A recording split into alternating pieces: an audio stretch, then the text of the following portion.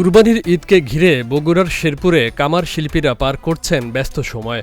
পশু জবাই ও মাংস কাটতে দা, বটি, ছুরি তৈরিসহ পুরানো সরঞ্জাম শান দিতে অবিরাম কাজ করে যাচ্ছেন কারিগররা।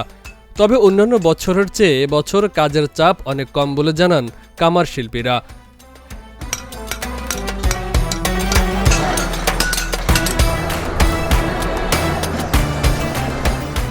বগুড়ার শেরপুর প্রতিনিধি সরওয়ার জাহান জানান, মুসলমানদের দ্বিতীয় বৃহত্তম ধর্মীয় উৎসব কুরবানির ঈদকে সামনে রেখে ব্যস্ততা বেড়েছে কামারপট্টিতে।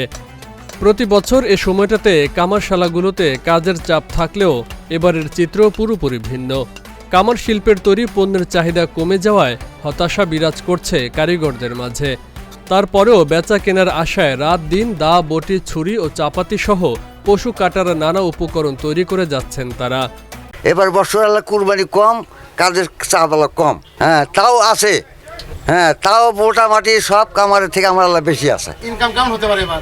ইনকাম মনে করেন যে দৈনিক 2000, 2500, 3000 এবার উঠতেছে। প্রতি বছরের তুলনায় এবার কাজের চাপ কম, কাজের চাপ নাই বলতেই চলে।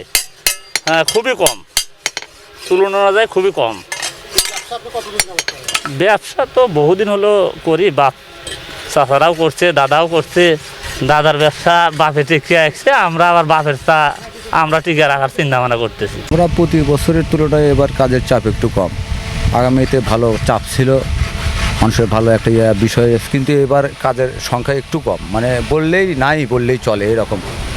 কিন্তু কাজের পরিস্থিতি এরকম হয়, আমরা তো খুব ভোগান্তির মধ্যে পড়ে আছি। আর বিশেষ করে যে কাজের যে একটা চাপ, সেটা আমাদের মধ্যে কোনো কাজ করতেছে না। মানে এবার মনে হচ্ছে না যে একটা ঈদের কোরবানির ঈদ।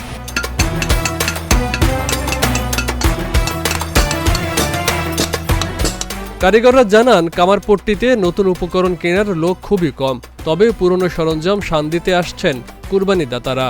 হ্যাঁ, প্রতি বছর আসা হয়। দেখা যায় যে কুরবানি তো এক বছর পর পর, এক বছরের ভিতর আমাদের তো তেমন কাজকর্ম তেমন থাকে না, এক বছরে মরিচা পড়ে যায়। সেজন্য মনে করেন মরিচা ছাড়ানোর জন্য প্রতি বছর আসা। আর ভিড় দেখলাম আসা মোটামুটি ভালোই।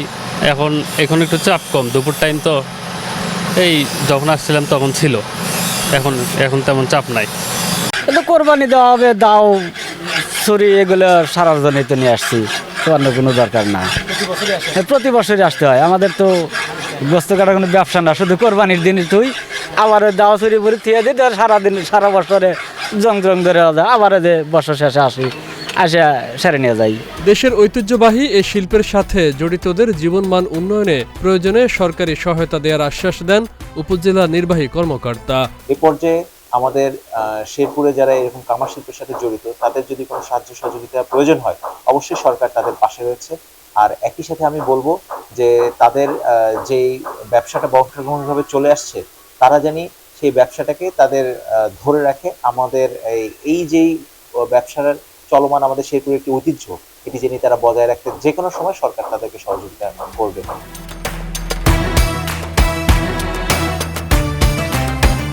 Faisal Mahmud, channel S news desk.